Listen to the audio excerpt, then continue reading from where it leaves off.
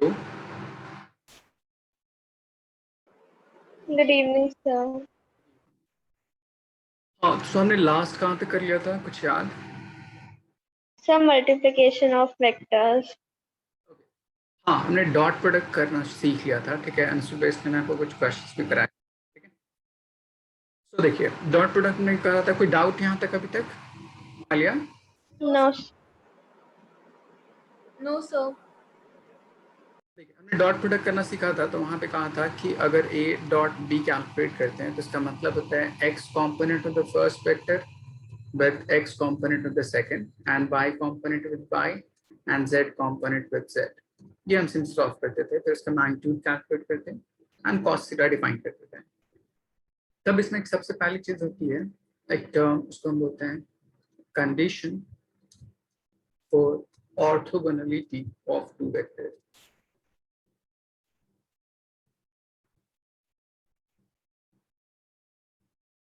Orthogonality अगर पूछे या पूछे कि परपेंडिकुलर कंडीशन, मतलब वेक्टर ए वेक्टर बी, अगर ये दोनों परपेंडिकुलर हो, ठीक, उसी चीज को हम बोलते हैं orthogonal.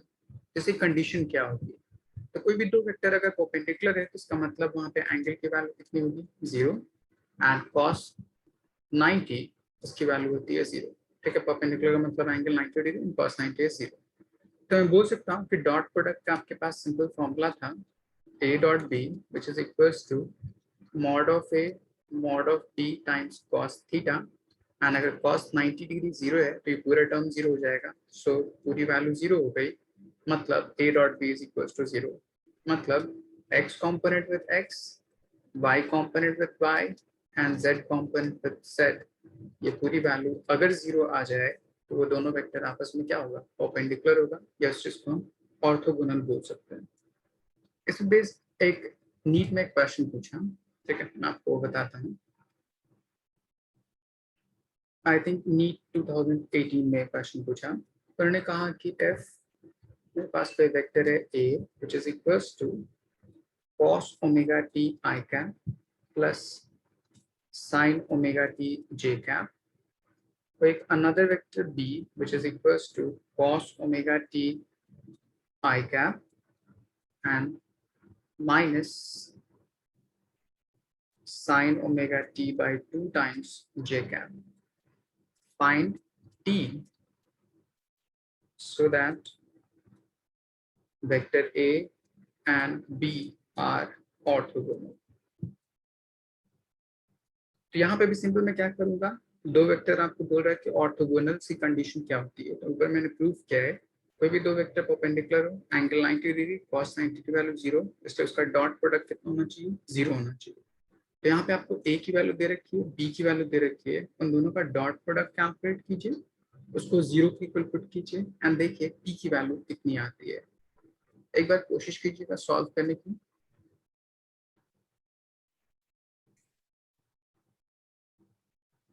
Laisha, Yes, sir. Last class में आप कहाँ थी? सर मेरा बर्थडे था तो मैं इसीलिए ओह, नहीं हैप्पी पढ़ बर्थडे पाया। रिलेटेड। Thank you sir. अच्छा, इसलिए क्लास ही मिस कर दिया। Yes sir, sorry.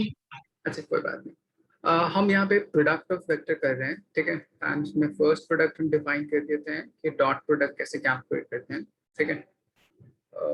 अभी थोड़ी देर में आपको चीजें समझ में आने लगेंगी, ठीक है। Okay sir.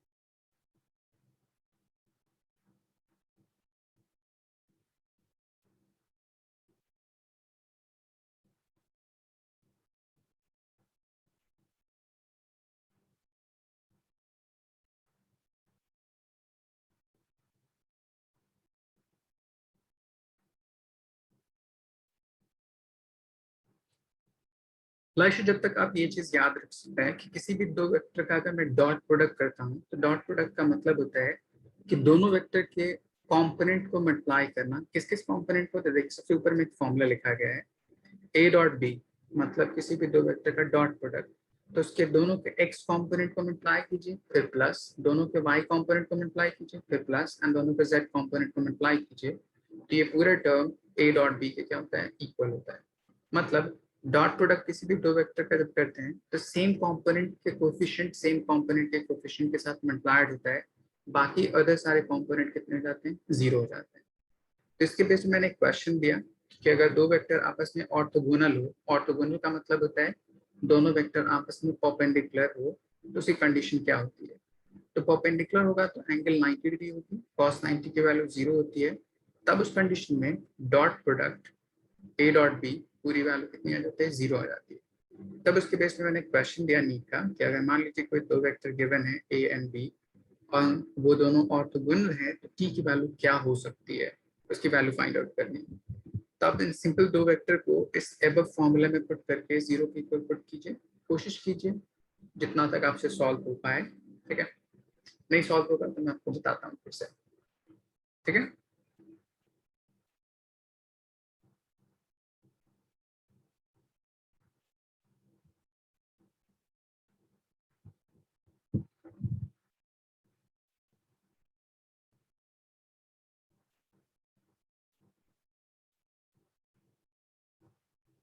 अदिति हुआ सॉल्व? सर एक मिनट। ओके,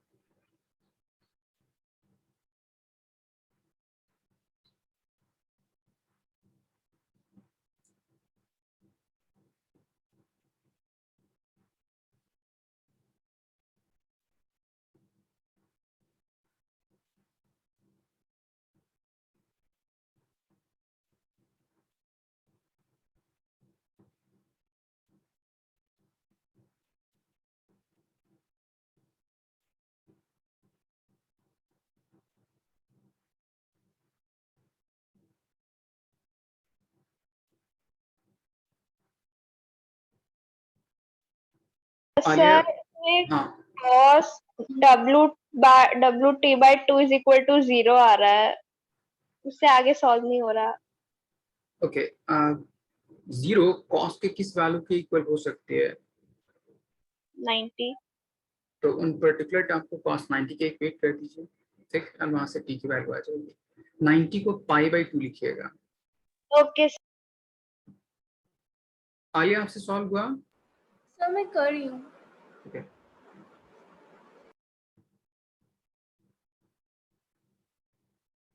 सर, तब t π/w हो जाएगी। π/w, यहाँ पे ये w नहीं है, इसको हम ओमेगा पढ़ते हैं। ठीक है, ओके लेकिन मैं आपको सॉल्व करना सिखाता हूँ।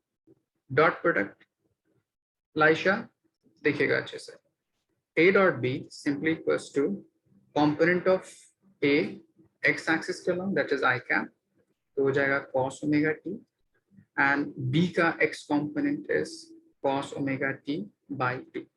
ये फर्स्ट प्रोडक्ट आ गया, फिर बीच में plus y component of a that is sin omega t and y component of b that is sin omega t by 2।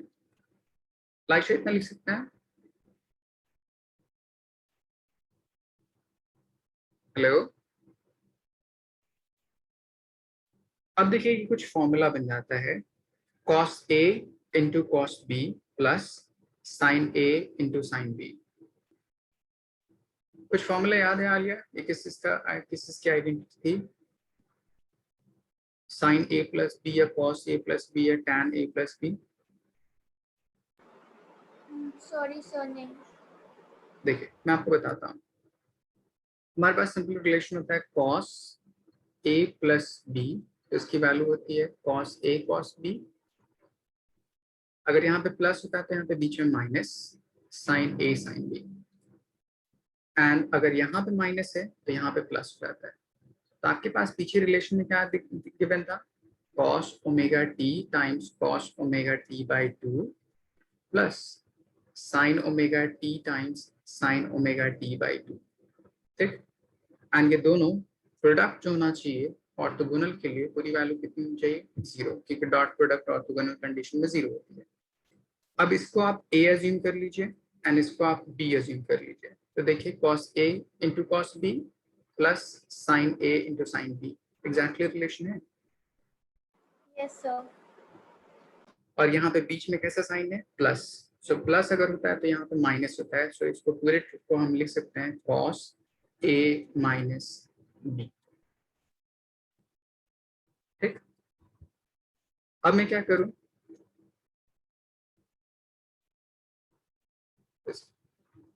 Is equals to 0। तो लेफ्ट साइड चूंकि cos यहाँ पे ट्रिग्नोमेट्रिक फंक्शन है, तो उसी तरह राइट साइड उस particular value को cos के एंगल में कन्वर्ट करते हैं। और एंगल के बेस पे हमें पता होता है कि cos 90 की वैल्यू 0 होती है। So we can write 0 as cos 90 और which is equals to cos π/2। अब देखिए left side and right hand side दोनों cos के टर्म में आ गया, इसलिए उसका एंगल भी आपस में क्या होना चाहिए, इक्वल। तो इसको एलसीएम करके सॉल्व कीजिए, इसकी वैल्यू आ जाएगी omega t/2 which is equals to π/2, 2 cancel out, so t is equals to π/omega। so इस पर्टिकुलर टाइम में a एंड b दोनों एक दूसरे के ऑर्थोगोनल होगा या एक दूसरे के परपेंडिकुलर की तरह बिहेव करेगा। लाइशा, मेरी आवाज आ रही है आपको? Yes sir. ये कुछ समझ आया मैंने कैसे कैसे प्रोडक्ट किया? सर आप एक बार समझा दीजिए फिर से प्लीज। देखिए मैंने कहा किसी भी दो वेक्टर का डॉट प्रोडक्ट कैसे निकालते हैं, तो x component of first with x component of second, similarly y component of first with y component second and z component of first with z component of second। अगर दोनों vector orthogonal है मतलब perpendicular, तो ये पूरा product dot product 0 की equal होना चाहिए। सो यहाँ पे सिर्फ दो कंपोनेंट दे रखा है x एंड y। तो फर्स्ट वेक्टर के दोनों कंपोनेंट मैंने देखे, सेकंड वेक्टर के दोनों कंपोनेंट यहाँ पे डॉट प्रोडक्ट किया, मतलब x component of first with x component of second, तो ये आ गया। उसी तरह y component of first with y component of second, तो ये टर्म आ गया। अब ये कुछ आइडेंटिटी डिफाइन कर रहा है, तो वो किसके इक्वल हो सकता है, तो मैंने इसको आइडेंटिटी के टर्म में ब्रेक किया है। देखिए cos a प्लस b अगर हो तो इसका फॉर्मूला होता है cos a cos b minus sin a sin b। अगर यहाँ पे माइनस होता है तो यहाँ पे प्लस हो जाता है। तो यहाँ पे देखिए इस फॉर्मूले में जो आपका सॉल्व करके आया है बीच में प्लस है, मतलब ये आइडेंटिटी में cos a माइनस b के इक्वल होगा, तो मैंने उसको लिख दिया यहाँ पे। एंड क्योंकि पूरा डॉट प्रोडक्ट ऑर्थोगोनल कंडीशन में 0 की इक्वल होना चाहिए, क्योंकि एंगल 90 डिग्री परपेंडिकुलर कंडीशन होती है, तो उस पर्टिकुलर वैल्यू को cos के टर्म में कन्वर्ट करते हैं। क्योंकि लेफ्ट हैंड साइड मेरे पास ट्रिग्नोमेट्रिक फंक्शन cos है, इसलिए राइट हैंड साइड उसकी वैल्यू भी cos के टर्म में होनी चाहिए, ताकि उसके एंगल को आपस में इक्वेट कर दूं। दोनों तरफ cos के टर्म में आ गया, तो उसका एंगल भी आपस में इक्वल होना चाहिए, इसलिए उसके एंगल को इक्वेट करके मैं t की वैल्यू कैलकुलेट कर लिया। आया समझ? आलिया समझ आया यस आपको? सर। Yes, sir. ओके, तो ये फर्स्ट इस तरह से हम फाइंड आउट कर सकते हैं। नेक्स्ट एक अनदर क्वेश्चन, ये बहुत फेमस क्वेश्चन है, ठीक है, आपको एसएचएम में भी पूछा जाएगा और यहाँ पे वेक्टर के टर्म में डिफाइन किया जाता है। ठीक है, आपको गिवन होता है कि if r is displacement vector with time dependent function is equals to sin t i cap plus cos t j cap. आपको बोलेगा इस रिलेशन को यूज करके आप वेलोसिटी फाइंड कीजिए एंड एक्सेलरेशन फाइंड कीजिए, एंड उनके आपस में एंगल पे क्या डिपेंडेंसी होगी या आपस में कितना एंगल डिफाइन करता है, ये सारी चीजें एक्सप्लेन करिए। ठीक, और उसके बेस पे उन्होंने 4 स्टेटमेंट दिए थे, पूछा था which of the following statement is correct. ठीक, तो मैं आपको दिखाता हूँ तो सॉल्व कैसे करेंगे। जब कभी इस तरह से साइन कॉस के टर्म में गिवन हो, पहला काम मुझे पोजीशन गिवन है that is displacement vector, differentiate करूंगा वेलोसिटी आ जाएगी। सो इसको डिफरेंशिएट कर दीजिए dr ओवर dt। तो साइन का differentiation is cos i cap as it is plus cos का differentiation minus sin j cap. तो ये पूरी वैल्यू किसके इक्वल हो जाएगी, वेलोसिटी के equal. So velocity is equals to cos t i cap minus sin t j cap. ऐसे लिख सकता हूँ। Yes. Yes, sir. अगेन इसको डिफरेंशिएट कीजिए एक्सेलरेशन फाइंड आउट करने के लिए। सो वेलोसिटी को डिफरेंशिएट कर दीजिए विद रिस्पेक्ट टू टाइम, तो ये आ जाता है आपके पास cos उसका differentiation minus sin i cap minus sine का डिफरेंशिएशन होता है cos t j कैप, ये पूरी value acceleration is equals to minus of sine t i cap and minus of cos t j cap. अब आपके बीच आपके पास तीनों वैल्यूज आ गई, ठीक, डिस्प्लेसमेंट, वेलोसिटी, एक्सेलरेशन। आपको एंगल कैलकुलेट करना है किसी भी दो के बीच में, आप उसका डॉट प्रोडक्ट कर दीजिए, जैसे r डॉट p कर सकते हैं तो इनके बीच का एंगल पता चल जाएगा। उसी तरह वेलोसिटी डॉट एक्सेलरेशन कर सकते हैं तो इनके बीच का एंगल आ जाएगा। तो पहले इतना नोट डाउन कीजिए, डॉट प्रोडक्ट करिए, देखिए उनके बीच का एंगल कितना होता है। देखिएगा 0 0 आ जाएगा, क्या आप बोल सकते हैं कि एक दूसरे के परपेंडिकुलर आ जाएगा। ठीक है, एक बार कोशिश करिए।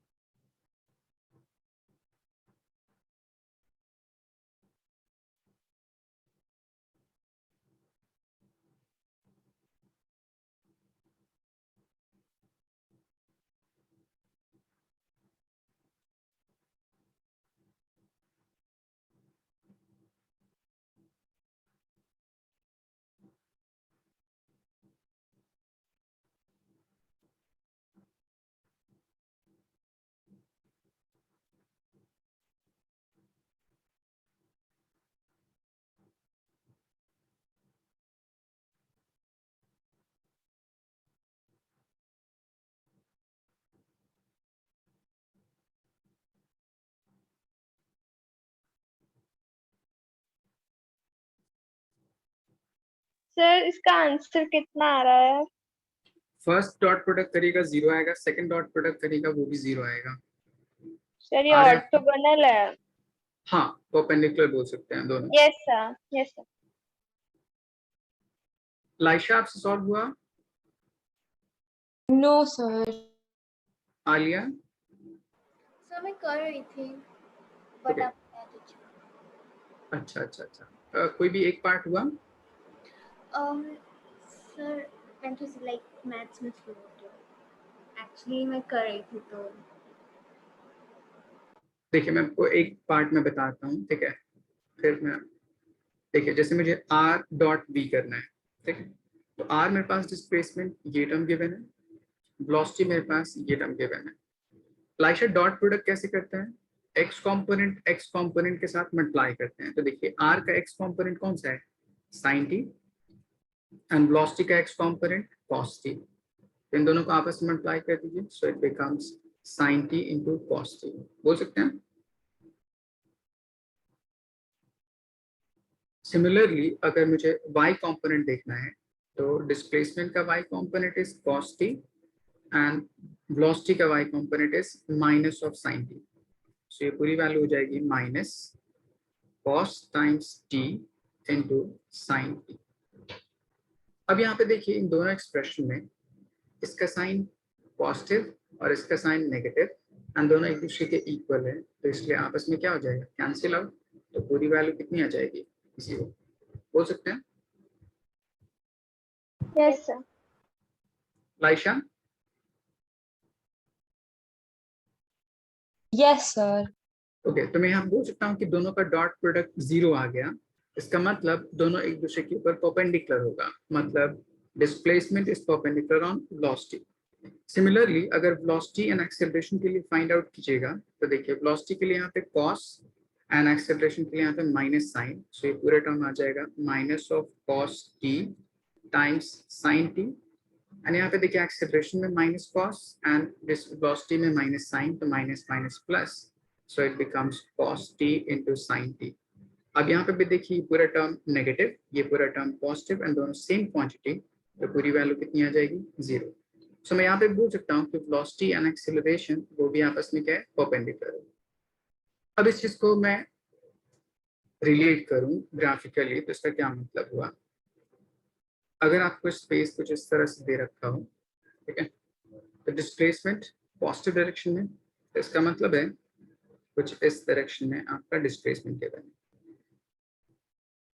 वेलोसिटी जो है उसके परपेंडिकुलर है, सो वेलोसिटी आपको कुछ इस डायरेक्शन में होगा, उस पोजीशन के ऊपर परपेंडिकुलर, एंड एक्सेलरेशन उसके परपेंडिकुलर है बट डिस्प्लेसमेंट के ऑपोजिट डायरेक्शन में होगा।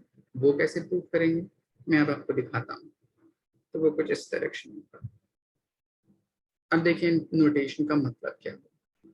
देखिए सबसे पहले मेरे पास आर है, तो आर प्रोसीडिंग डायरेक्शन में इस डायरेक्शन में आर हो गया, उसके ऊपर परपेंडिकुलर, तो ये मेरे पास वेलोसिटी हो गई, एंड एक्सेलरेशन वेलोसिटी के परपेंडिकुलर है, तो आइदर आर के अलोंग हो सकता है या आर के ऑपोजिट हो सकता है।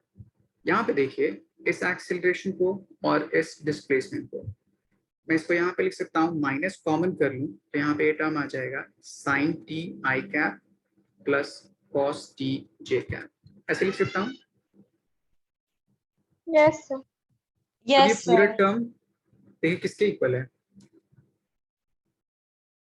देखिए आर के इक्वल है क्या, Yes.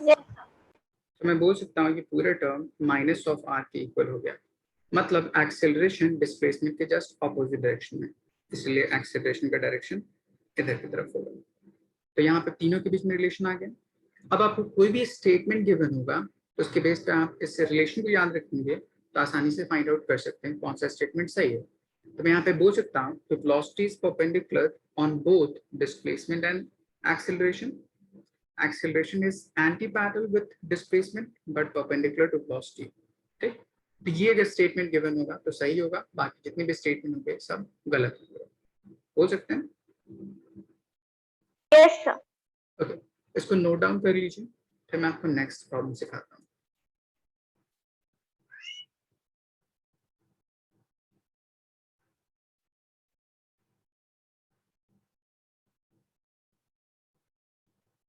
लाइशा, होप कि थोड़ी बहुत चीजें आपको समझ में आने लगी। यस सर, मेरे को समझ आ रहा है थोड़ा बहुत। ओके,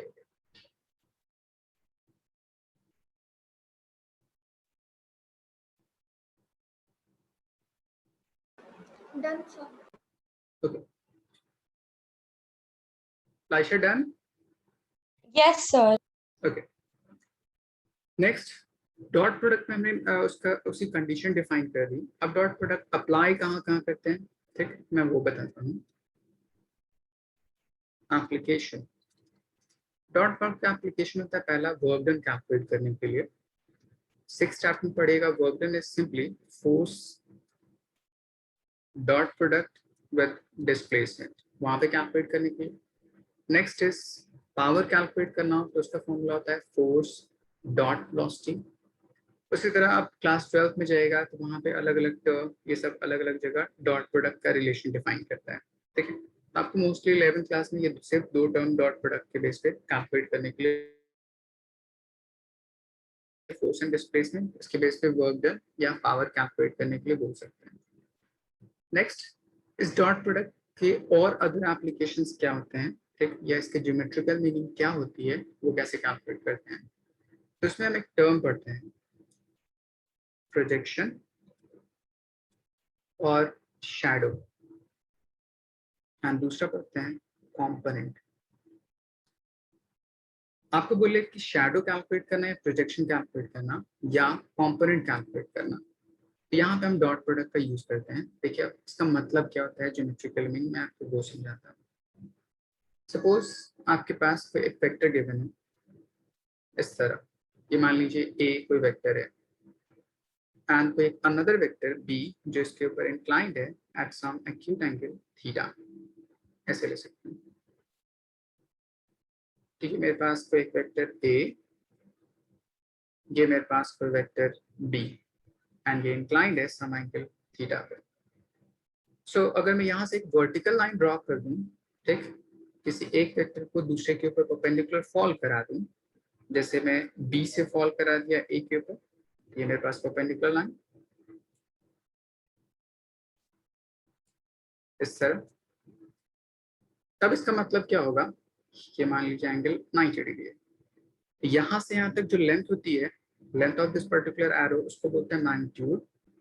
एंड इस पर्टिकुलर टर्म में अगर मुझे ये कंपोनेंट यहाँ से यहाँ तक फाइंड आउट करना हो तो इस कंपोनेंट को हम बेस कंपोनेंट बोलते हैं। तो मैंने आपको रेजोल्यूशन ऑफ वेक्टर पढ़ाया था, तो जो भी वेक्टर जिसके साथ एंगल डिफाइन करता है वो हमेशा बेस कंपोनेंट एंड उसकी वैल्यू उस वेक्टर के मैग्नीट्यूड टाइम्स cos थीटा के इक्वल होती है। ऐसा हमने पढ़ा था, Yes, sir. ठीक? या इसको आप ऐसे बोल सकते हैं cos theta is equals to base over hypotenuse. So base we have to calculate and hypotenuse is simply magnitude of b. So b is equals to b times cos theta, ऐसे भी लिख सकते हैं। तो सिंपली वैल्यू आ गई। तो अगर मैं यहाँ पे a डॉट b डिफाइन करूँ तो a डॉट b इसका मतलब होगा a b cos theta। तो इसको बोलूंगा magnitude of vector a and इसको बोलूंगा component of vector b along a, इन दोनों के प्रोडक्ट के इक्वल डॉट प्रोडक्ट होता है। तो अगर आपसे कोई ये पूछे कि डॉट प्रोडक्ट का ज्योमेट्रिकल मीनिंग क्या होता है, तो आप क्या बोलेगा? Magnitude of a vector and component of another vector towards it, उन दोनों के प्रोडक्ट को हम डॉट प्रोडक्ट बोलते हैं और कुछ भी नहीं। ठीक, तो इसको सिंपली स्टेटमेंट में डिफाइन करूंगा। ठीक, magnitude of a vector and component और projection of another towards it, इस प्रोडक्ट को हम डॉट प्रोडक्ट बोलते हैं। अब इसके बेस पे प्रोजेक्शन का क्या मतलब होता है, कंपोनेंट का क्या मतलब होता है। तो देखिए, जैसे मैंने यहाँ पे कहा कि b उसका एक शैडो a के लॉन्ग कितना है वो b cos थीटा डिफाइन कर रहा है। जैसे अगर आप सिंपल बोलिए कोई लाइट सोर्स है एंड वहां पे कोई सरफेस ले लीजिए, जैसे मैंने सरफेस ले लिया एंड यहाँ पे कोई एक पेन रख दीजिए इस तरह, एंड इस साइड अगर मैं कोई लाइट सोर्स फॉल करा तो एक शैडो डिफाइन करेगा इसके बीस के लॉन्ग, बोल सकते हैं।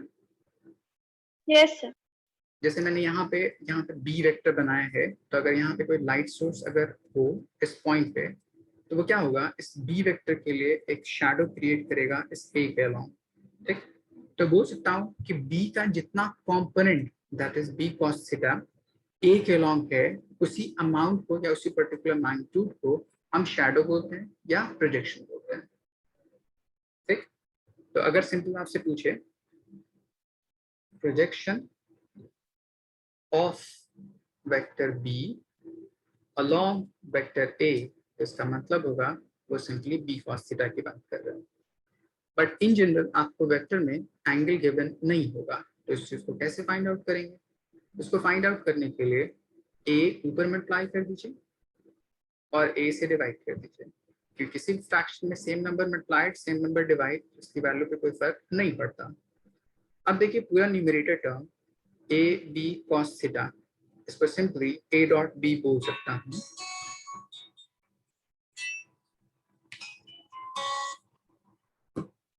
सो मैं इसको सिंपली बोल सकता हूँ a dot b divide by mod of a। Alia ये समझ आया कि नहीं आया ये Yes, पूरा part? yes, sir. Laisha, Yes, sir.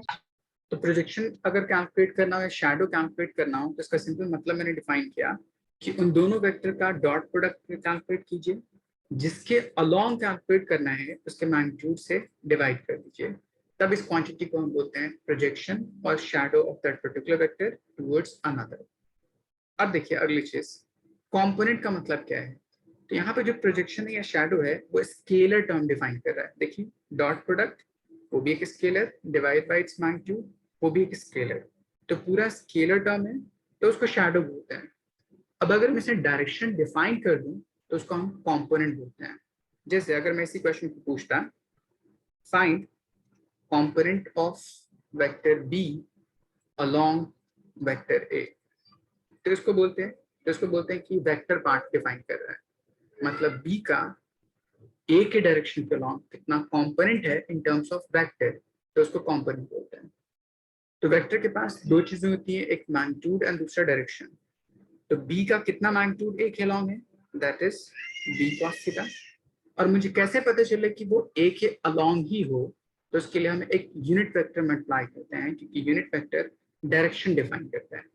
तो किस डायरेक्शन के अलोंग है, अलोंग ए, इसलिए ए के यूनिट वेक्टर से मल्टीप्लाई कर देते हैं। ये समझ आया? Yes, sir.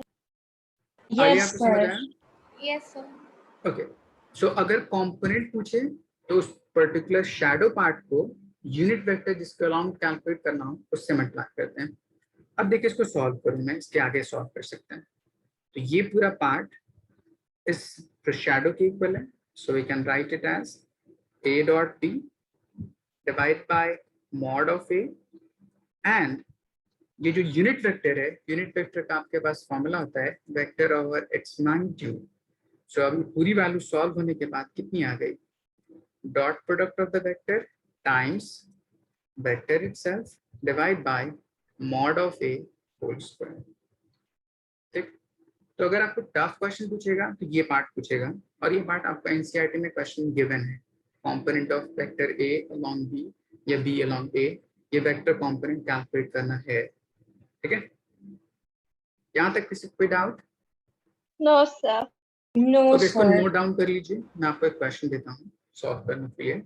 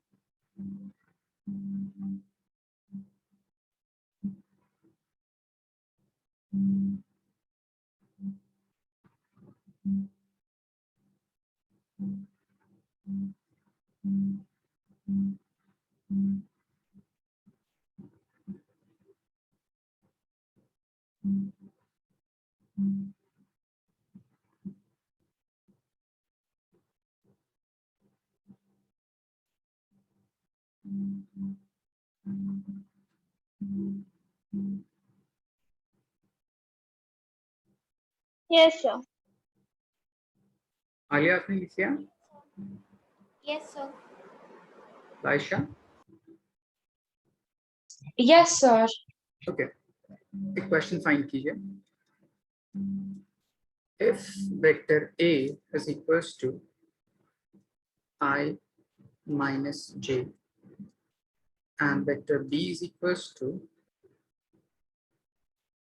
root 3 times of I plus j, find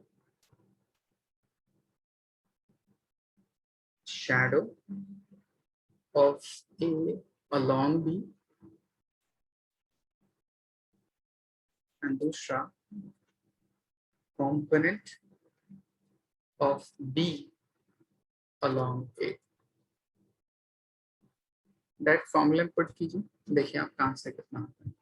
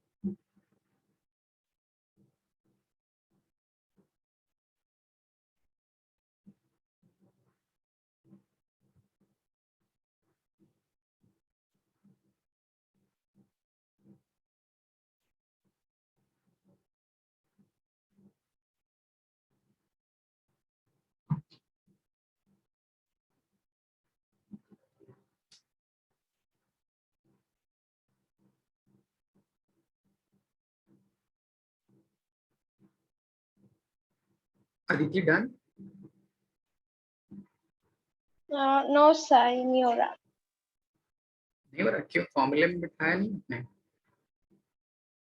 sir पता नहीं, बार बार गलत आंसर टाइप कुछ आ रहा है। अच्छा अच्छा, आइए आपसे हुआ?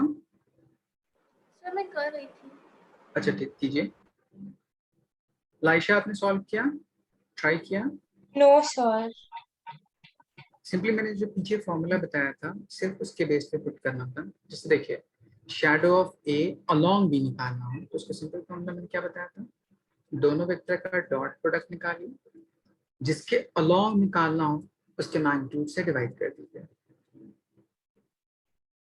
ठीक, उसी तरह अगर मुझे इसको सॉल्व करना हो तो उसका मतलब होता है कॉम्पोनेंट, तो इसका मतलब होता है दोनों का डॉट प्रोडक्ट निकालिए पहले, ए डॉट बी।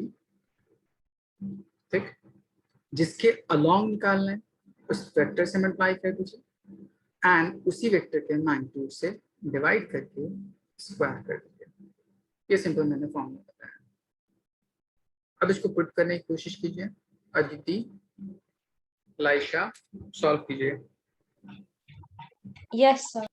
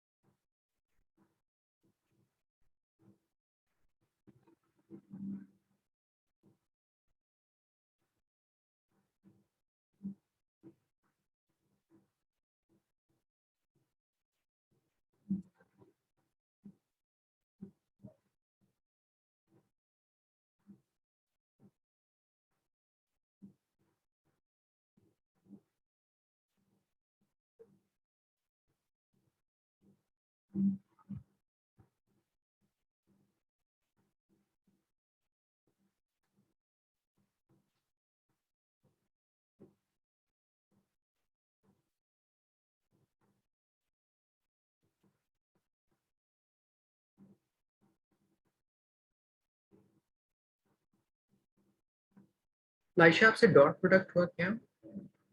ये first no, one no sir. आपने कैसे किया डॉट प्रोडक्ट, बता सकती है मुझे? सर मुझे सॉल्व नहीं हुआ। देखिए, डॉट प्रोडक्ट का सिंपल मतलब मैंने फॉर्मूला से सिखाया था। जैसे ए, उसका एक्स कंपोनेंट कितना है यहाँ पे, बताइए। Hello, yes sir. यहाँ पे ए वेक्टर में एक्स कंपोनेंट कितना दे रखा है यहाँ पे? सिर्फ आई, तो उसका कोएफिशिएंट कितना होगा? 1। उसी 1 तरह बी, उसका एक्स कंपोनेंट कितना होगा? √3। Root So 3। dot product tells you that x component of A multiplied by x component of B. First part हो गया। फिर सेकंड में y component of A that is -1 and y component of B that is 1 हो गया। Yes sir. Divide by magnitude of the vector। magnitude कैसे निकालते हैं, कुछ याद है? रूट अंडर x component का स्क्वायर that is √3 उसका स्क्वायर प्लस y component का स्क्वायर that is 1 का स्क्वायर। अब समझ आया? Yes sir. सो ये पूरी वैल्यू न्यूमरेटर में कितनी हो जाएगी? √3 - 1 डिवाइड बाय फोर √3 का स्क्वायर 3 प्लस 1 इज 4 एंड 4 का रूट। 2। कितना आसान। Yes sir. सेकंड पार्ट आप खुद से कीजिए। आलिया आपसे हुआ? यस सर, आ गया था। ओके, ये वाला पार्ट आ गया, सेकंड वाला आया? अब वो कर रही थी सर बस। अच्छा ठीक, कीजिए। अदिति आपसे हो गया था first part? Yes sir, okay, second part हुआ? मैं कर रही हूँ। ठीक, कीजिए।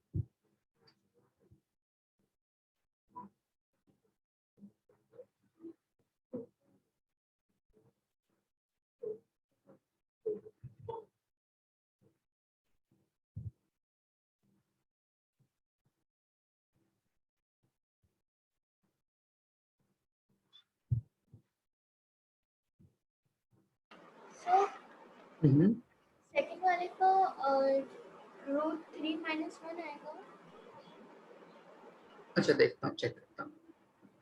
फर्स्ट a डॉट बी, तो a डॉट बी सेम जैसे ऊपर हमने कैलकुलेट किया था दूसरी तरफ से, √3 - 1 आ गया, multiplied by vector a which is I minus j, divide by magnitude of a which is root under 1 का स्क्वायर minus 1 का स्क्वायर एंड ये पूरा टर्म स्क्वायर में, तो पूरी वैल्यू आ जाएगी √3 - 1 times I minus j divide by √2 उसका स्क्वायर which is 2. ये आपका आंसर आ जाएगा.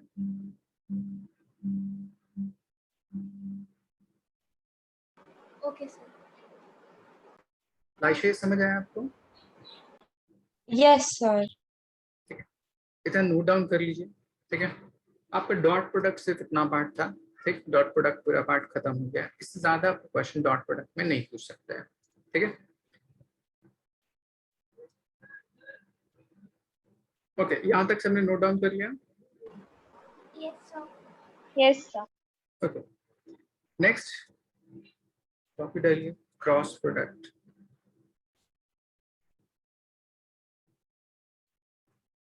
क्रॉस प्रोडक्ट या इसी चीज को बोलते हैं वेक्टर प्रोडक्ट. ठीक, सॉल्व कैसे करते हैं, तो पहले उसके लिए मैं फॉर्मूला बताता हूँ आपको. इसका सिंपल फॉर्मूला होता है a cross b is equals to mod a cross b times n cap which is equals to mod of a mod of b times sin theta n cap. ये simple expression है. अब इस expression में किस किस term का क्या मतलब होता है मैं पहले वो समझाता हूँ. इन दोनों को अगर रिलेट करूं तो यहाँ से n कैप की वैल्यू आ जाएगी. So n cap is equals to a cross b divide by a cross b mod. अब इसका मतलब क्या होगा, तो आप बोलिएगा कि ये n कैप एक यूनिट वेक्टर है जिसका डायरेक्शन a एंड b दोनों के परपेंडिकुलर होता है. तो आपको जानबूझ के कभी क्वेश्चन पूछेगा find a unit vector which is perpendicular to both a and b, तो इसका क्या मतलब आप बोलिएगा, n कैप कैलकुलेट करने के लिए आपसे बोल रहा है.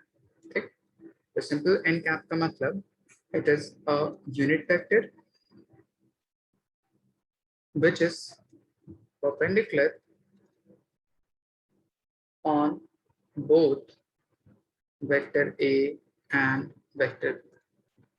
अब इसी में एक अनदर क्वेश्चन आपसे ये पूछ सकता है कि find a vector having magnitude 5 unit 7 unit and which is perpendicular to both a and b.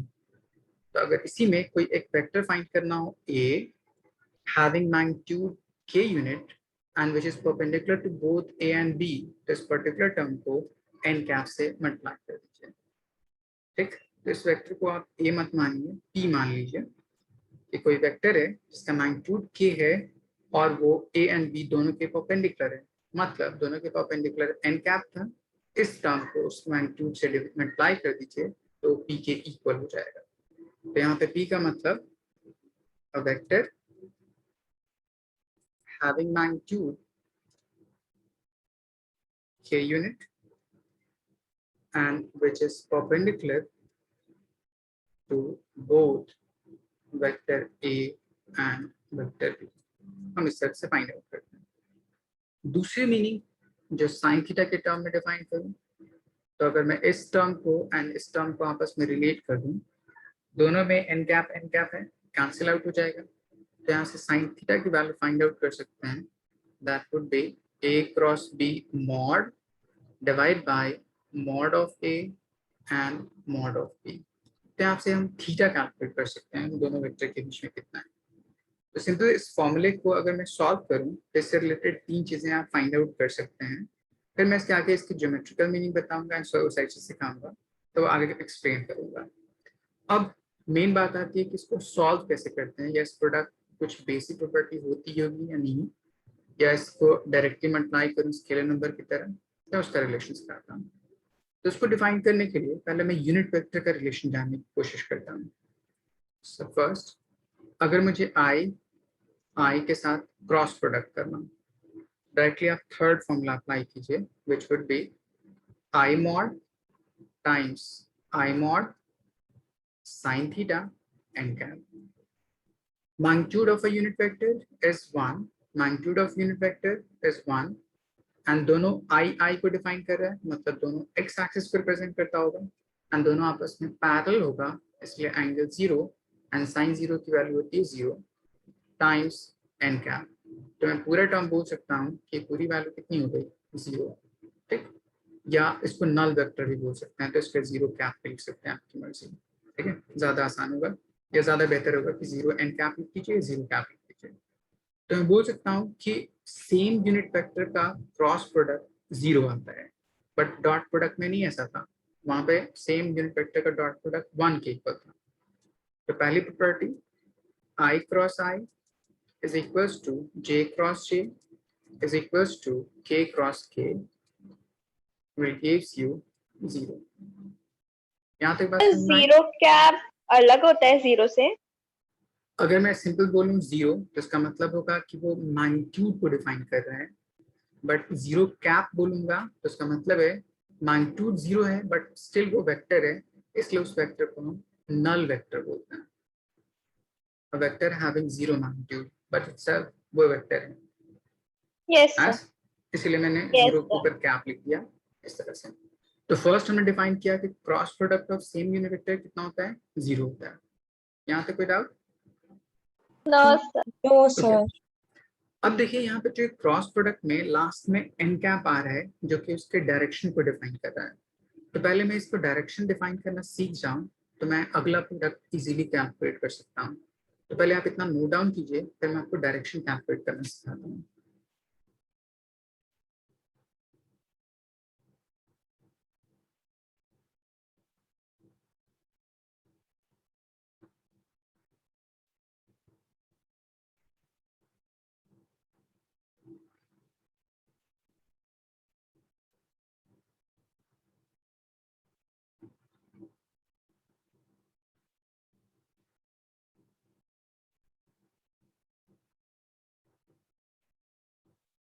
Yes sir. Alia आपने लिख लिया? Yes, sir. यहाँ तक किसी कोई doubt? Ayesha? No sir. No, sir. अब देखिए डायरेक्शन कैसे फाइंड आउट करते हैं. तो direction of resultant of cross product. तो डायरेक्शन डिफाइन करने के लिए आप सपोज कर लीजिए मेरे पास कोई प्लेन है. फर्स्ट ये मेरे पास कोई वेक्टर ए मान लीजिए और ये मेरे पास कोई वेक्टर बी मान लीजिए. तो मैंने कहा ये वेक्टर ए है, ये वेक्टर बी है. क्रॉस प्रोडक्ट कर रहा हूँ ए से बी तक, मतलब इस डायरेक्शन में एंगल ले रहा हूँ, सम एंगल थीटा. तो क्रॉस प्रोडक्ट का जो रिजल्टेंट होता है वो हमेशा ए एंड बी दोनों के ऊपर परपेंडिकुलर होता है, तो इसका डायरेक्शन कुछ इस डायरेक्शन में अलाइन होगा. इसको आप रिजल्टेंट आर बोल सकते हैं या सी बोल सकते हैं. तो ये जो रिजल्टेंट होगा वो बी के ऊपर परपेंडिकुलर होगा एज वेल एज ए के ऊपर, दोनों के ऊपर परपेंडिकुलर होगा. अब इसको सॉल्व कैसे कीजिएगा डायरेक्टली, तो देखिए हम इसके लिए यूज करते हैं फ्लेमिंग्स लेफ्ट हैंड रूल या राइट हैंड पाम रूल, आप दोनों यूज कर सकते हैं. जैसे मैं अगर बोलूँ कि ये मेरे पास आपको लेफ्ट हैंड फिंगर दिख रहा होगा, ठीक है, तो आपने 3 फिंगर्स को म्यूचुअली परपेंडिकुलर इस तरह से अलाइन कर लीजिए. जैसे आपने क्लास 10th में यूज किया होगा Fleming's left hand rule, I think ये magnetic effect of electric current में, कुछ याद है? Yes sir. ओके, तो सेम चीज यहाँ पे यूज कीजिए, बट वहां पे थोड़ा सा अलग मेथड है, यहाँ पे थोड़ा अलग मेथड है. देखिए 3 फिंगर को इस तरह से अलाइन कर लीजिए. Middle finger towards first vector, forefinger towards second vector, then thumb of your left hand will define the resultant vector. तो ये मेरे पास फर्स्ट वेक्टर है, इसके अलॉन्ग मिडिल फिंगर. ये मेरे पास सेकंड वेक्टर है, तो इसके अलॉन्ग फोर फिंगर. एंड ये रिजल्टेंट है तो इसके अलॉन्ग थंब.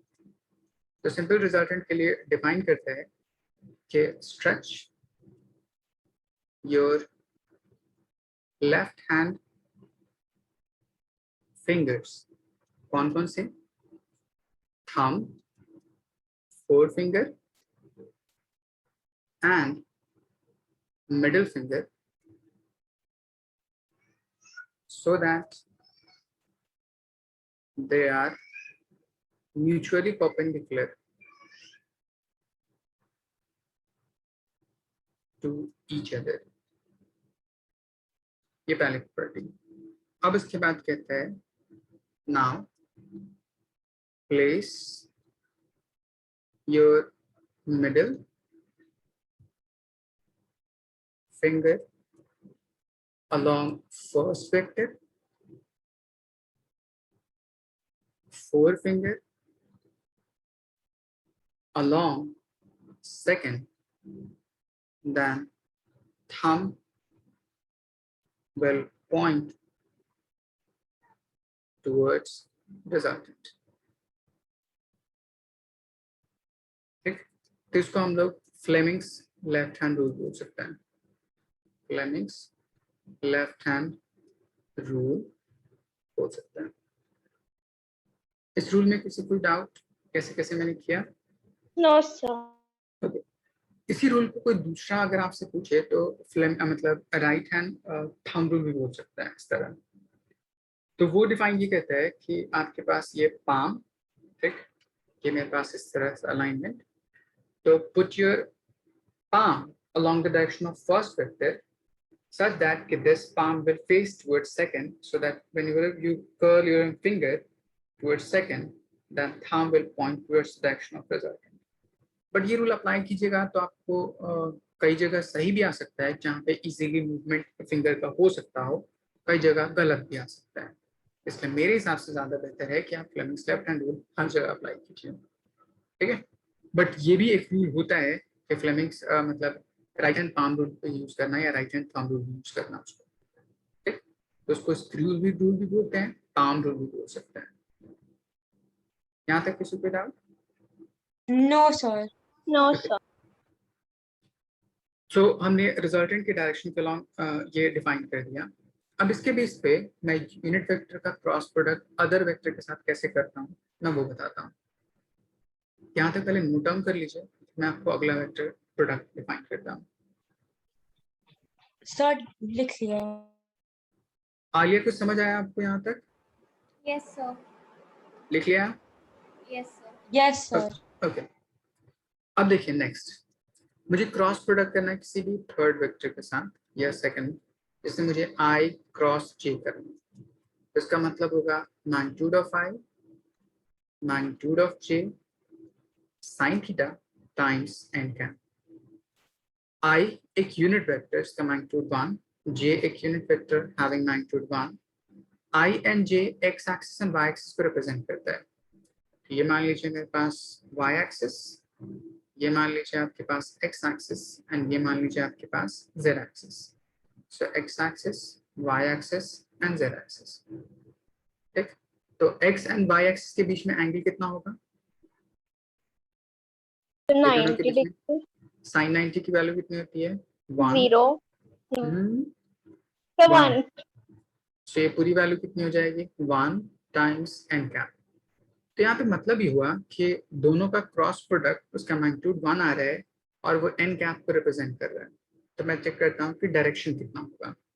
तो according to Fleming's left hand rule, put your first vector along middle finger, that is along x axis अपनी तरफ, ये सेकंड वेक्टर है towards y axis, ठीक। तो y axis को अलाइन कर दीजिए and thumb direction of resultant define करेगा। अब देखिएगा अलाइन करने के बेस पे ये अगर x एक्सिस है, ये y एक्सिस है, तो इन दोनों का जो रिजल्टेंट है वो z एक्सिस के अलोंग डिफाइन करेगा। एंड एक वेक्टर जो z एक्सिस के अलोंग हो, उस वेक्टर का नाम क्या होता है? Sir, can you repeat? एक वेक्टर जिसका मतलब यूनिट वेक्टर जो z एक्सिस के अलोंग होता है, उसका नाम क्या होता है? k cap. सो मैं इसको सिंपली k कैप बोल सकता हूँ। तो हमने सिंपली यहाँ से प्रोडक्ट डिफाइन किया कि I cross j gives you k cap. ये समझ में आया मैंने कैसे किया? Yes sir. डायरेक्शन समझ में आया मैंने कैसे लिया था डायरेक्शन? आप फ्लेमिंग्स लेफ्ट हैंड रूल इस तरह से अलाइन कीजिए, ठीक है। मिडिल फिंगर को अलोंग एक्स एक्सिस जो आपकी तरफ दिख रहा है, four finger towards y axis जो कि आपके राइट साइड में दिख रहा होगा, then thumb along z axis आपको पॉइंट करता हुआ दिखाई देगा, which is ठीक है। Yes. ओके, अब हम इसको जनरलाइज करते हैं। देखिए इस तरह I दिया हुआ आपको, J दिया हुआ आपको एंड K दिया हो, तो I J के साथ क्रॉस कीजिएगा तो वो K के इक्वल होता है, J K के साथ क्रॉस कीजिएगा तो I के इक्वल होगा, एंड K I के साथ क्रॉस कीजिएगा तो J के इक्वल होगा। मतलब एंटी क्लॉकवाइज डायरेक्शन में किसी भी दो यूनिट वेक्टर का प्रोडक्ट वो थर्ड यूनिट वेक्टर के इक्वल होता है। एंड अगर मुझे सेम चीज क्लॉकवाइज में डिफाइन करना हो तो उसके साथ बस माइनस साइन इंक्लूड होता है, क्योंकि उसका डायरेक्शन ऑपोजिट हो जाएगा। तो अगर मुझे I क्रॉस K करना हो, K क्रॉस J करना हो या J क्रॉस I करना हो तो उसके साथ नेगेटिव साइन मल्टीप्लाई कर दीजिए। आया समझ? Yes, sir. Yes, sir. सो हमने यूनिट वेक्टर का प्रोडक्ट करना सीख लिया। लाइशा, आपको समझ आया कैसे कैसे मैंने किया? Yes, sir. ओके, इसको नोट डाउन कर लीजिए, फिर मैं आपको किसी वेक्टर को एक्सपैंड करके सिखाता हूँ एंड उसके लिए रिलेशन बताता हूँ कैसे करेंगे।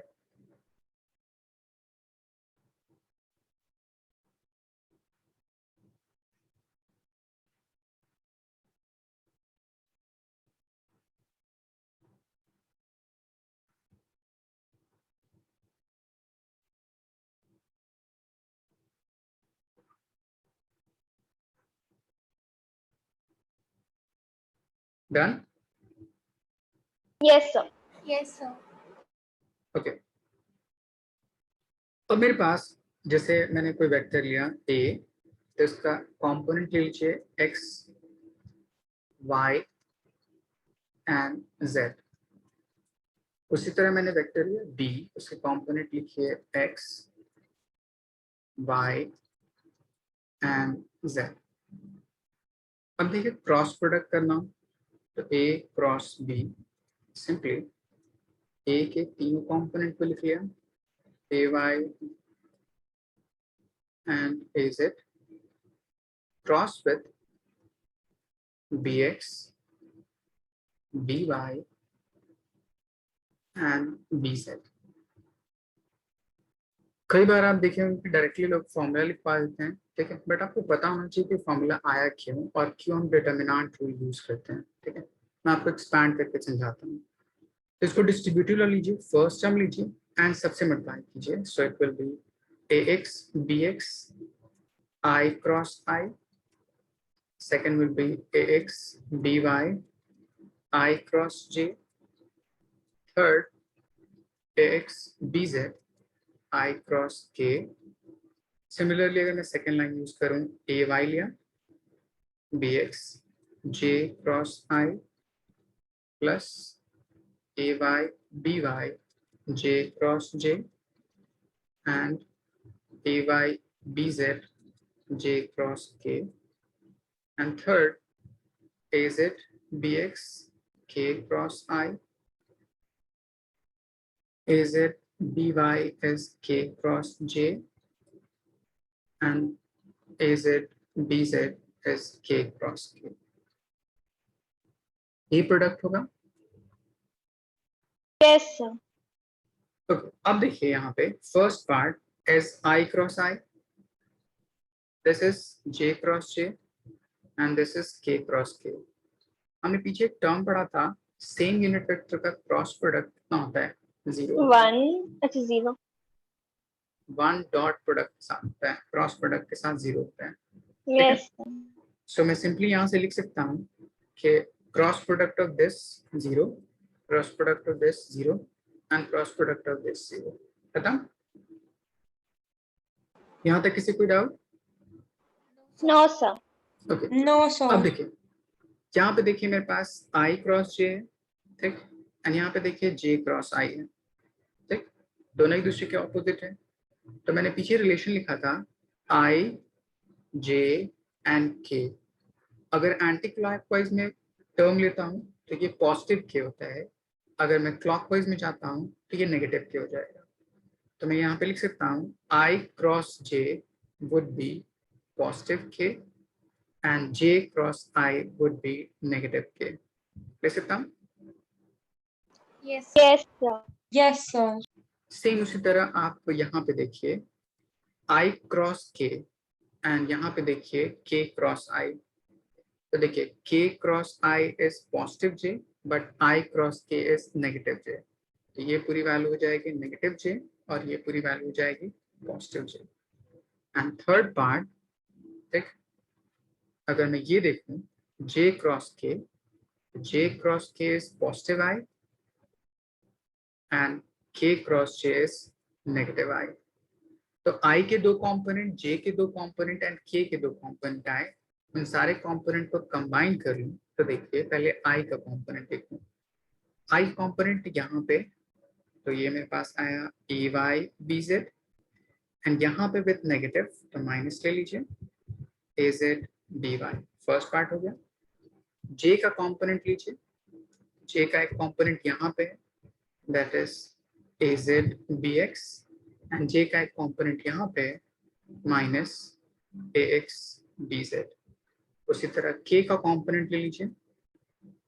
k का एक कंपोनेंट यहाँ पे that is ax by and फिर माइनस यहाँ पे ay bx. तो सिंपल प्रोडक्ट हम इस तरह से फाइंड आउट कर सकते हैं. यहाँ तक कोई दिक्कत? No, sir. No, ये sir. एक मेथड हुआ. जब आप डिस्ट्रीब्यूट करके सॉल्व करते हैं तब उसका रिजल्ट ऐसा आता है. इस रिजल्ट को याद रखने का बहुत आसान तरीका हुआ. लेकिन कैसे याद रखिएगा, जैसे मैंने आई कैप लिखा, आई क्या होता है एक्स कॉम्पोनेंट. तो एक्स के जस्ट बाद कौन सा कॉम्पोनेंट आएगा वाई और उसके बाद कौन सा कॉम्पोनेंट आएगा जेड. ठीक. तो ये सारी चीजें साइक्लिक मैनर में लिखी होती हैं. देखिए ये मेरे पास एक्स कॉम्पोनेंट है तो देखिए यहाँ पे वाई है, अगला कौन सा है जेड एंड उसका जस्ट रिवर्स पार्ट सब्ट्रैक्ट कर दीजिए. जैसे यहाँ पे वाई जेड है तो यहाँ पे जेड वाई. आया समझ? Yes, sir. उसी तरह देखिए यहाँ पे j कंपोनेंट है तो j के बाद अगला कौन आता है k. तो देखिए यहाँ पे z कंपोनेंट है एंड z के बाद x कंपोनेंट एंड उसका reverse part is this. Again j के बाद आता है k is z component, z के बाद आता है x एंड y. तो आप इस सीक्वेंस में भी याद रख सकते हैं या नहीं तो एक अनदर वे में आपको डिटरमिनेंट मेथड बताता हूँ, वो आपको ज्यादा इजी होगा. तो पहले इसको नोट डाउन कर लीजिए फिर मैं आपको डिटरमिनेंट मेथड समझाता हूँ. उसका रिजल्ट भी इतना ही आता है बट आपको पता होना चाहिए कि रिजल्ट इतना क्यों आएगा. ठीक, इसलिए मैंने ये चीज एक्सपैंड करके आपको समझाया. लाइशा आपको समझ आया था ये? Yes, sir. ओके.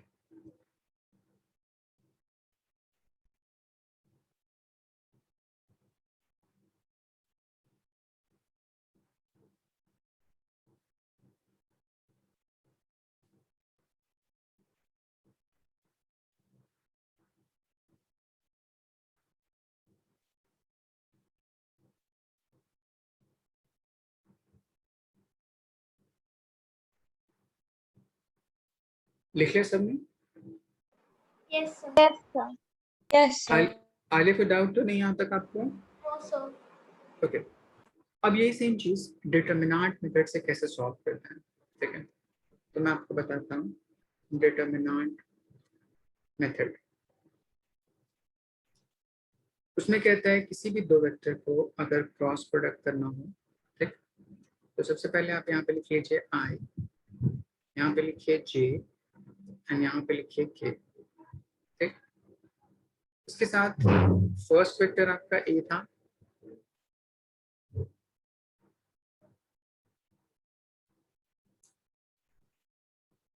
a उसके कंपोनेंट यहाँ लिख दीजिए x component, y component, z component.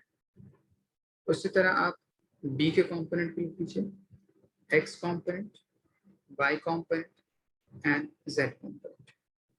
यहाँ पे साइन उसके पोजीशन के हिसाब से, ये फर्स्ट पोजीशन पे है तो पॉजिटिव, सेकंड पोजीशन पे नेगेटिव, ये थर्ड पोजीशन पे पॉजिटिव. इस तरह से साइन असाइन कर देते हैं. अब उसके बाद रिलेशन कहता है कि किसी भी एक टर्म को हम जब लेते हैं, जैसे मैंने आई को लिया, तो उस रो और उस कॉलम उसको छोड़ दीजिए उसके बाद जो चीजें बचती है उनका क्रॉस प्रोडक्ट करते हैं। जैसे मैंने यहाँ पे क्या किया, आई को लिया एंड उसके अलावा जो चीज बची उसके रो एंड कॉलम को छोड़ के, तो यहाँ पे क्या बची, y एंड z, ये y एंड ये z, फर्स्ट पार्ट हो गया। सिमिलरली आप सेकंड पार्ट इस तरह से असाइन कर सकते हैं कि j कंपोनेंट को लीजिए, उस रो एंड उस कॉलम को छोड़ दीजिए विद नेगेटिव साइन, तो -j, उस रो एंड उस कॉलम को छोड़ दीजिएगा तो आपके पास बचेगा x component, z component, x component, z component, mod, फिर third part that is k cap plus k, उस रो एंड उस कॉलम को छोड़ दीजिए, तो ये कॉलम ये रो, तो आपके पास इतना पार्ट बच जाएगा, that would be x y x y। यहाँ तक किसी को डाउट कि मैं कैसे सॉल्व कर रहा हूँ? No sir. आप सिंपल जो भी वेक्टर निकाल रहे हैं उसका रो एंड कॉलम हटा दीजिए, उसके अलावा जो चीज बचती है उनका हम क्रॉस प्रोडक्ट करते हैं। अब एक क्रॉस प्रोडक्ट कैसे करते हैं, ऊपर से जब नीचे मल्टीप्लाई करते हैं तो प्लस, नीचे से ऊपर मल्टीप्लाई करते हैं तो उसके साथ माइनस मल्टीप्लाई करते हैं। उसी तरह यहाँ पे ऊपर से नीचे मल्टीप्लाई करेंगे प्लस, नीचे से ऊपर मल्टीप्लाई कीजिएगा तो माइनस, यहाँ से यहाँ तक प्लस एंड यहाँ से यहाँ तक मल्टीप्लाई कीजिएगा विद माइनस। तब इसको सॉल्व करूंगा, सो it will B i times y times z, तो ay bz minus az by minus j, सो हो जाएगा x एंड z, तो ax bz minus az bx plus k times x y minus ay dx। ये term और पीछे जो मैंने solve किया था ये टर्म एग्जैक्टली सेम है, ठीक। तो आपको जो आसान मेथड लगे, आई थिंक मेरे हिसाब से यही आसान आपको दिखता होगा, क्योंकि इसमें कुछ एक्स्ट्रा दिख नहीं रहा कि कौन किससे मल्टीप्लाइड हो रहा है। डायरेक्टली जो भी रूल है उसके अकॉर्डिंग करते जाइए, आपका आंसर आता जाएगा। एक्सक्यूज मी सर, हाँ वो पूछिए। माइनस का साइन ऊपर क्यों है? अच्छा ये क्यों है, देखिए इसमें एक रूल होता है पोजीशन के हिसाब से। जैसे हम ये डिटर्मिनेंट जब डिफाइन करते हैं तो यहाँ पे दो चीज़ होती है, हॉरिजॉन्टल लाइन को हम बोलते हैं रोज, वर्टिकल लाइन को हम बोलते हैं कॉलम, ठीक। तो रोज एंड कॉलम किस पोजीशन पे है वो असाइन करते हैं। जैसे ये मेरे पास first row and first column, तो इसको हम 1 1 बोलते हैं, ये पोजीशन 1 1 है। ये मेरे पास पोजीशन 1 2 है एंड ये मेरे पास पोजीशन 1 3 है, बोल सकते हैं। Yes sir. Yes, sir. तो इन दोनों नंबर का अगर मैं सम करूं तो 1 + 1 कितना आता है 2, इन दोनों को सम करूं तो 1 + 2 3, एंड दोनों को सम करूं तो 1 + 3 4। तब इसका जो ये पॉजिटिव एंड नेगेटिव साइन जो डिफाइन करता है उसकी वैल्यू के हिसाब से, तो उसका फॉर्मूला होता है -1 to the power row plus column times x position. तो -1 पे अगर पावर पॉजिटिव में मतलब इवन हो तो पूरी वैल्यू कैसी आ जाती है positive, and -1 to the power अगर ऑड हो तो पूरी वैल्यू कैसे आ जाएगी नेगेटिव। इसीलिए आपको बताया नहीं जाता and positive and negative assign कर दिया जाता है। Yes sir. ओके, तो अब आप याद रखिएगा उसके पोजीशन के हिसाब से रो एंड कॉलम के वो plus and minus sign assign की जाती है।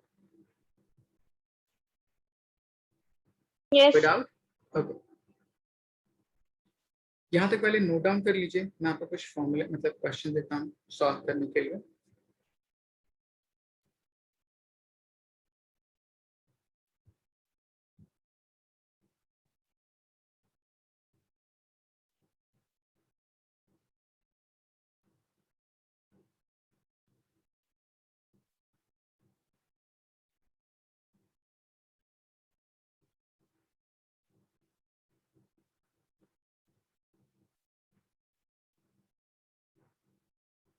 Yes sir. आलिया कोई डाउट पूछिए। No, sir. Laisha No, sir. Okay, अब देखिए सारी चीजें सब सीख गए, तो मैं आपको कुछ क्वेश्चन देता हूँ आसान आसान से सॉल्व करने के लिए। ठीक है, आपको बोले एफ, मेरे पास कोई वेक्टर है A which is equals to 2i plus j minus k, another vector b which is equals to I plus 2j and plus k. आपको बोले फाइंड फर्स्ट एन कैप, नहीं पहले आप ए क्रॉस बी फाइंड कीजिए, फिर N cap find कीजिए, फिर third term theta find कीजिए, एंड फिर फोर्थ फाइंड कीजिए। Find a vector having magnitude 5 unit and is perpendicular to both vector A and vector। बहुत आसान है, पहले क्रॉस प्रोडक्ट करिए एंड उसके हिसाब से बाकी सारी चीजें कैलकुलेट हो जाएंगी। कोशिश कीजिएगा एक बार, जिस तरह से मेथड मैंने आपको सिखाया उसको अप्लाई कीजिए, सॉल्व कीजिए।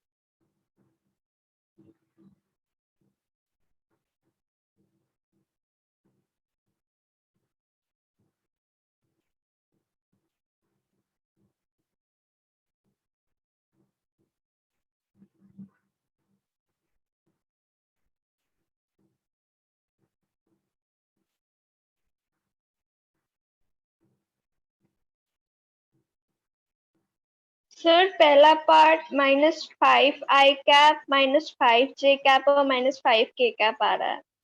5 नहीं आएगा, 3 आएगा आई थिंक। यस सर, 2 लिख।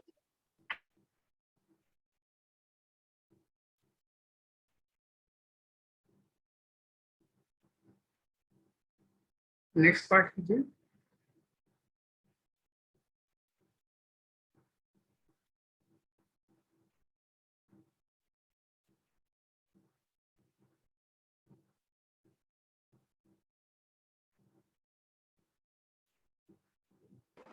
सर आप मुझे समझा देंगे? अच्छा, समझ नहीं है आपको? नो सर, देखिए, कहीं प्रॉब्लम हो रही है, ये नहीं समझ रहा कहाँ प्रॉब्लम आ रही है। अच्छा लाइशा आपसे सॉल्व हुआ? नो सर, समझ नहीं आया। देखिए देखिए मैं फिर समझाता हूँ। जैसे आपको ए क्रॉस बी कैलकुलेट करना हो तो सिंपल मैंने क्या कहा था, यहाँ पे आई लिखिए, यहाँ पे जे लिखिए, यहाँ पे के लिखिए, मॉड ए वेक्टर के कंपोनेंट को उसके अंदर प्लेस कर लीजिए। तो वेक्टर ए उसका कंपोनेंट कितना दे रखा है, 2 1 एंड -1। यहाँ तक समझ आया? और उसी तरह बी का कंपोनेंट कितना है, 1 2 एंड 1। अब मैं क्या करता हूँ, जब इसको एक्सपैंड करता हूँ तो इसका फॉर्मूला आता है, आई को लीजिए, उस रो एंड उस कॉलम को छोड़ दीजिए, तो क्या बचेगा, 1 into 1 1 and 2 into 1 with minus sign, तो माइनस माइनस प्लस। ये समझ आया? Yes sir. लाइशा आपको समझ आया? Yes, sir. Okay, second part with minus J, उस रो एंड उस कॉलम को छोड़ दीजिए, तो ये रो एंड कॉलम छोड़ दीजिए, तो क्या बचेगा 2 and 1, so 2 1s are 2 and 1 into 1 -1, और उसके साथ एक और माइनस मल्टीप्लाई करना है, तो ये +1 हो जाएगा। ये समझ आया? Yes, sir. ठीक। थर्ड पार्ट क्या कहता है, k कैप, तो पॉजिटिव ऑफ k, उस रो एंड उस कॉलम को छोड़ दीजिए, तो मैंने उस कॉलम को छोड़ दिया एंड उस रो को छोड़ दिया, तो क्या बचा आपके पास 2 2s are 4 and 1 1s are 1 with negative sign. यहाँ तक कोई doubt? No, sir. No, sir. अब ये पूरी वैल्यू कितनी आ गई, ये 3i minus 3j and plus 3k, तो ये आपका a क्रॉस b आ गया। दूसरा पार्ट क्या करना है, इसका मैग्नीट्यूड कैलकुलेट करना है, a क्रॉस b मॉड। तो हमने पढ़ा था कि जब कंपोनेंट ऑफ वेक्टर गिवन हो एंड उसका मैग्नीट्यूड कैलकुलेट करना हो, so it will be simply root under x component का स्क्वायर प्लस y कंपोनेंट का स्क्वायर प्लस z कंपोनेंट का square. 3 square 9, 3 square 9, 3 square 9, that would be 27, उसका root calculate कीजिएगा तो 3√3। यहाँ तक किसी कोई डाउट? No, sir. लाइशा समझ आया? Yes, sir. सो एन कैप के लिए क्या फॉर्मूला था, it would be simply a cross b divide bye its magnitude a cross b mod. So a cross b हमने ऊपर कैलकुलेट कर लिया, which is 3i minus 3j and plus 3k divide by 3√3। 3 common करके cancel out कर दीजिए, value आ जाएगी i minus j plus k divide by √3। Without No, sir. No, sir. यहाँ तक नोट डाउन कर लीजिए, फिर मैं आपको थीटा कैलकुलेट करना सिखाता हूँ।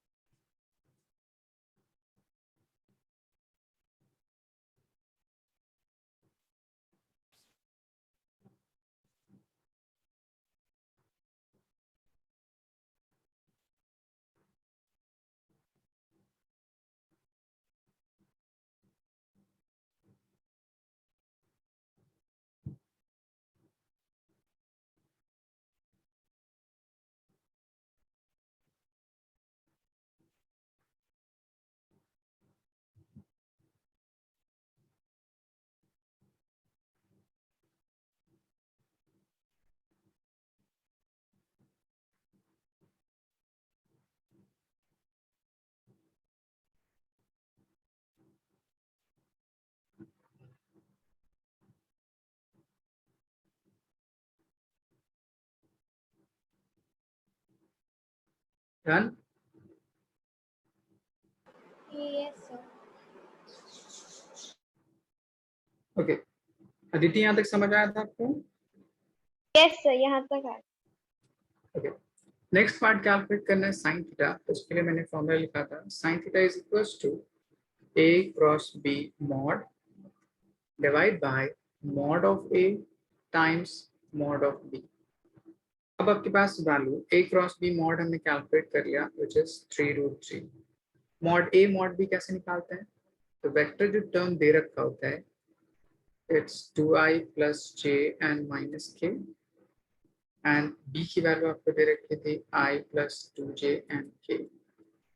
तो मॉड कैसे कैलकुलेट करते हैं, उस कंपोनेंट का स्क्वायर करके रूट अंडर ले लीजिए, तो यहाँ पे i कंपोनेंट 2 उसका स्क्वायर प्लस j उसका स्क्वायर एंड प्लस k उसका स्क्वायर, तो पूरी वैल्यू हो जाएगी 4 + 1 5 + 1 6 root under 6।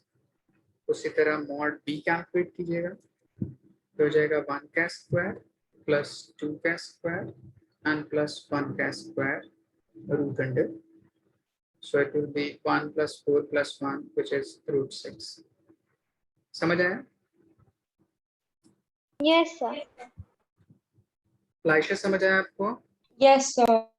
So A cross B mod is 3 root 3 divide by under root 6 under root 6. तो ये हो जाएगा 3 root 3 divide by 6. 3 1 is 3, 3 2 is 6. So it will be root 3 by 2. Root 3 by 2 sign के किस वैल्यू के लिए? Sin 120 degree और अच्छा। 60 degree. तो पहले ज्यादा आसान 60 डिग्री है ना, तो 60 पहले degree है. 60 डिग्री लिख सकता हूँ. सो थीटा की वैल्यू कितनी आ गई? आसान? Yes sir. आलिए कोई डाउट यहाँ तक तो पूछिए, कुछ ना समझ में आया? ओके, अब मेरे पास नेक्स्ट पार्ट है find a vector which is perpendicular to both a and b and having magnitude 5. तो मैंने इसके लिए एक रिलेशन यहाँ पे लिखा था शुरू में ही, ठीक? जब कभी इस तरह का रिलेशन आपको निकालना, जैसे सपोज कर लीजिए यहाँ पे p, find a vector p having magnitude k unit and which is perpendicular to both a and b. तो इसको हम क्या करते हैं, n कैप को उस k से मल्टीप्लाई कर देते हैं तो सिंपल वेक्टर आ जाता है. आया समझ? Yes sir. तो मैं सिंपली यहाँ पे k की जगह पे क्या यूज करूंगा, 5, और n कैप का हमने फॉर्मूला तो डिराइव कर ही लिखा है. सो p, a vector which is perpendicular to both a and b, is k times n cap. K is equals to 5 and n cap is I plus j divided by. किसी को कोई doubt? No sir. Laisha पूछिए कोई सवाल आप. Also, यहाँ तक कोई डाउट? sir, हाँ हाँ पूछिए. No, sir. मैं k की वैल्यू 5 कैसे आएगी, ये नहीं समझ आया. अच्छा, यहाँ पे क्वेश्चन देखिए क्या लिखा है, find a vector having magnitude 5 unit लिखा है ना, ठीक है सर. और पीछे मैंने लिखा था ना कि if a vector having magnitude k unit and वो perpendicular both a and b हो, तो डायरेक्टली हम क्या करते हैं, इन कैप से उस मैग्नीट्यूड को मल्टीप्लाई कर देते हैं. Okay sir. और कोई प्रॉब्लम?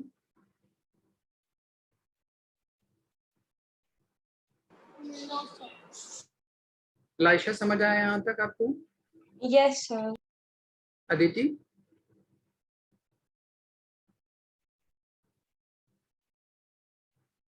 ओके, सो हमारा पूरा क्रॉस प्रोडक्ट खत्म हो गया, ठीक है, एंड डॉट प्रोडक्ट हमने पीछे पढ़ लिया था, ठीक है. अब इस क्रॉस प्रोडक्ट की कुछ एप्लीकेशंस हैं, ठीक है, एंड डॉट प्रोडक्ट में क्रॉस प्रोडक्ट के बीच में कुछ रिलेशनशिप है, ठीक है, मैं आपको वो बताऊंगा नेक्स्ट क्लास में. एंड देन प्रोजेक्टाइल पढ़ाऊंगा, जो सबसे मोस्ट इंपॉर्टेंट पार्ट इस पूरे वेक्टर का, एंड आगे सारी चीजें डिफाइन करूंगा. तो होप कि यहाँ तक चीजें आपको समझ में आई हो, तो उसको रिवाइज कीजिएगा एंड जितने मैंने क्वेश्चंस कराए हैं उसको खुद से प्रैक्टिस करने की कोशिश कीजिएगा, ठीक है. Yes sir. Okay Laisha? Yes, sir. Okay.